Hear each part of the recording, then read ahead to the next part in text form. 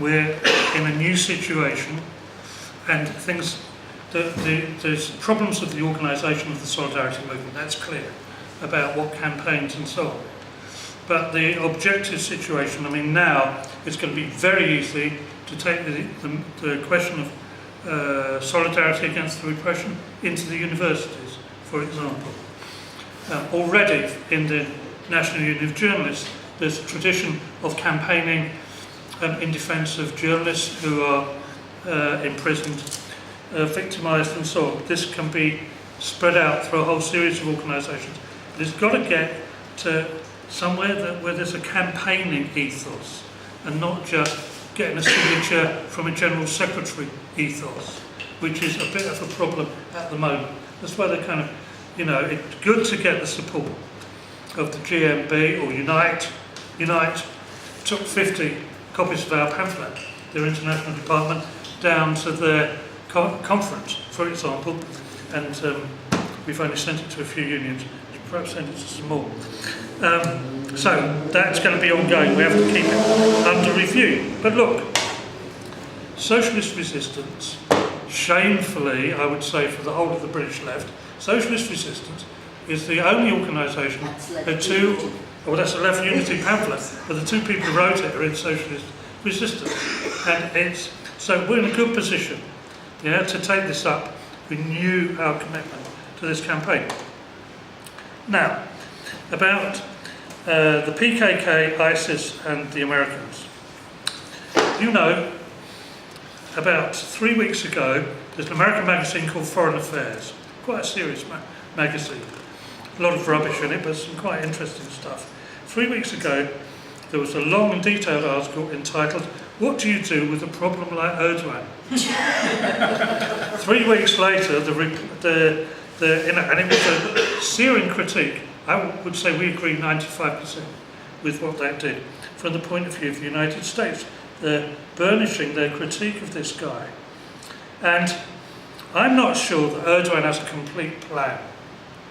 I don't think he planned all this 18 months ago. He responded to the election result of June 2015. And, as Sarah said, he's a bit of a gambler, right? And I'm not sure it's so good for the bourgeoisie in Turkey to take this sharp attitude to the United States and to the European Union.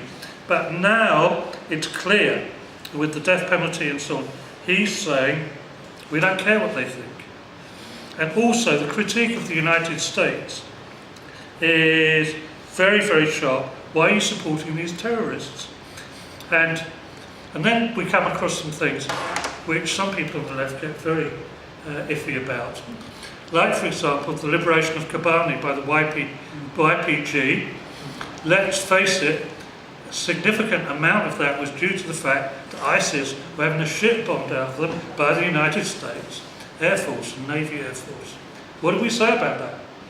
At the Left Unity Conference in November 2014, there were a lot of people who were saying, no, down with imperialism. But even more, people have discovered some American soldiers, what they call special forces, fighting with the YPG, and actually, very embarrassing for American imperialism, some of them had got these little badges and stitched them to their uniform. And they got told very quickly to take them off. Okay, this isn't an alliance which is historic and going to last very long. These are tactical things. Well, I think you have to take a view and not just say no collaboration with imperialism. But we don't want you to bomb ISIS, well, we're trying to drive them out of this city. I don't think that's right. Now, what Mustafa said, I think is absolutely right. In terms of resistance to Erdoğan and the AKP, the Kurds and the Kurdish question is absolutely central. Because of the history of the struggle, the Kurdish population is ultra-politicised. It doesn't mean that all of it supports the PKK. But just go to a college in North London. If you meet some students who are really radicalised, their parents are PKK. That's, well, not in the PKK, but PKK sympathisers. And see, this business of confederalism, well, You see, I don't think we can take the view we have a single solution to the national question. The solution to the national question is you should demand, properly demand, read Lenin, self-determination of people, your own state. And if you don't, you're not doing the correct thing. So their position on confederalism reminds me a little bit of the position of Subcomandante Marcos and the EZLN in Chiapas. Their position is not independence for Chiapas, independence for the indigenous peoples, although arguably they're a different nationality, whether they're a nation, that's another question. But for the democratization of Mexico. And I think the Kurdish movement is going to be absolutely fundamental to the outcome and the struggle in Turkey. Look, nobody should repeat the regime slander that the HDP is just a front for the PKK. Of course not. But whose idea was the HDP? Who thought of it? I think, I've got a clue. It's a prisoner on an island at the present time. And let's put it this way. I think there are friendly relations between the PKK and lots of the leaders of the HDP.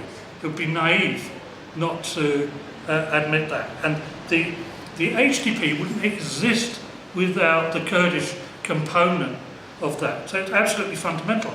But if the Kurdish struggle is absolutely fundamental to the resolution of this crisis in Turkey and northern Syria, then we could talk in abstract about the Turkish movement, but you mean the PKK.